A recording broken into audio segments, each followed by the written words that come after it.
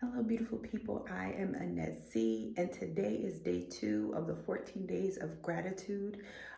Basically, I am encouraging you to spend at least, at minimum, 5 minutes out of your day, either in the morning or at night or even midday, to just give thanks and, just to speak to the Lord about what you're grateful for. Just like I said, there's so many things that you can be grateful for, and I decided that I am just gonna, do a video every day just to kind of speak on the things that I am grateful for from the Lord. And so today is day 2. Today I wanted to talk about protection. A lot of times we don't realize how much the Lord is protecting us from the time that we wake up to the time that we go to sleep.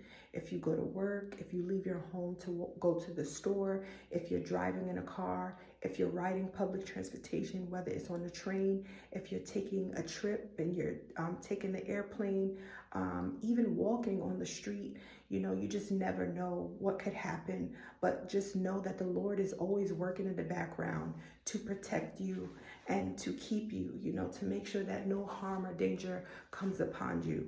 And so that is what I'm grateful for today, for the Lord's protection, that no harm or danger ever comes upon me. Like I said, anytime I leave my home, and even in my home, even in your home while you're sleeping, there's nothing that happens, no fires or anything, and you're able to make it to see another blessed day, right? And so we see in the Bible, there's so many examples of the Lord's protection, or him just reminding people that of his protection over us. One in particular in the book of Deuteronomy, chapter 31, verse 6. And as we see in the book of Deuteronomy, we see how the children of Israel are on their quest to head to the promised land, this land of milk and honey, the land that the Lord has promised to them.